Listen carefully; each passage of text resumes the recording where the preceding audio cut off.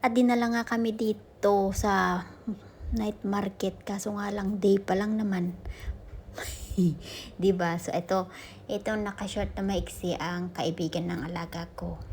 Siya nag-drive sa amin kanina.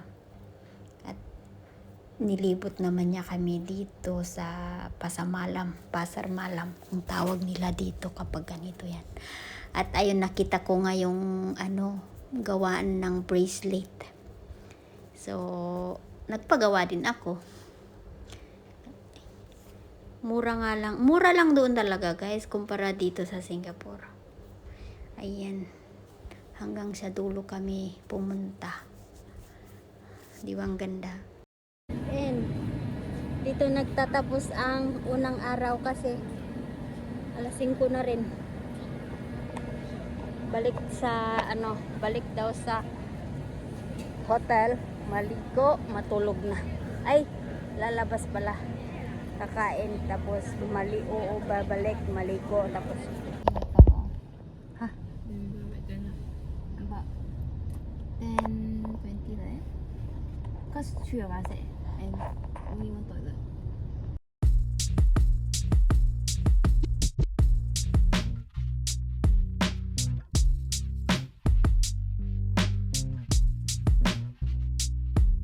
Two hours later. 5858, 558, 56, and then 58. Much later. Punta naman dito.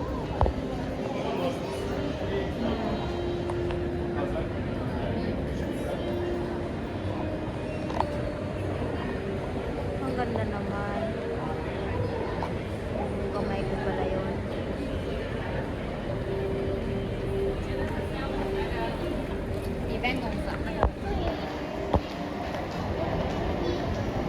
Ipanian ko. Ang ganda naman. Is another mall, right? Ang ganda naman dyan, oh. Okay, let's go. Alis na daw kami, kaya bye-bye muna. 6 hours later. At heto na nga, gabi na. Nagpamasahe na rin kami ng paa. Sa akin ay yung paa lang, hindi sa katawan. At ito yung prinsesa ko, guys. Siya daw magbabayad, diba? At yung paa ko na kalyo-kalyo. May pa, yung sugat-sugat. Ayan mo yan. Sabi ko yan siguro itong naglilinis ng paa ko. Bakit naman napakagaspang daig pa yung simento? Hindi pala pwede na wala kang suot na medyas kapag full day ka na naglalakad. Kasi magpapawis yung mga kamay ng yung daliri ng yung paa. So nagkakaroon ng karindanom. Tagalog ng karindanom? Ringworm ba to? Ewan. At eto natapos, papunta na nga kami dyan sa kwarto. At magpamasahin na ang paa. Ang ganda yun. Ayan. Uyo. Tignan nyo naman. See? Kahit naman may itim yung paa ko, pwede namang magpamasahe. Diba? To relax, ika nga. At ito na yung dalawa. At naumpisahan na nga. Napakatiklis pala. Mamasahe ng ganito, guys. Umabot hanggang sa aking ulo. Yung kati. Yung sarap. Oo, for the first time na nagpamasahe ako, guys. Walang time sa Thailand kasi puro lakad-lakad, shopping, ganun. Much later. Ito.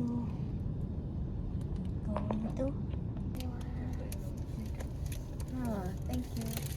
Then you say what? Shampoo?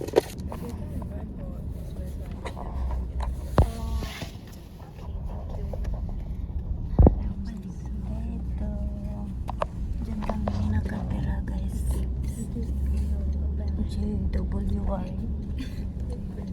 Foreign on connecting lahat naman yung mga shopping mall dito, malalapit din.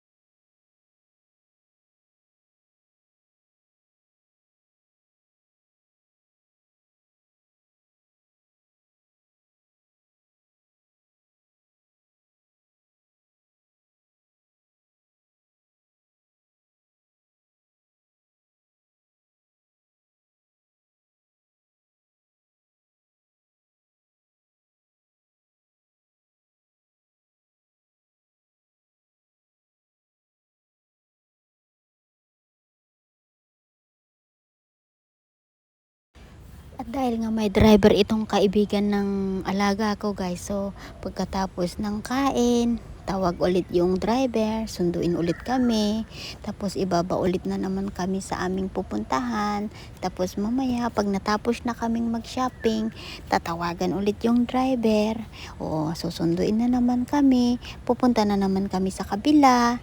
Ganun ang buhay ng may driver pala dito sa Malaysia guys. Gandang buhay nito, ang yaman nila guys. Ang dami sasakyan. 6. Itong sinakyan namin is Land Cruiser. O, diba? Dahil ko pa daw ng share ko. Sabi ko sa kanya, Land Cruiser tong sinakyan namin, sir. Hindi Merce. O, ayan, diba? Ang gaganda naman ng building dito, guys. To be continue.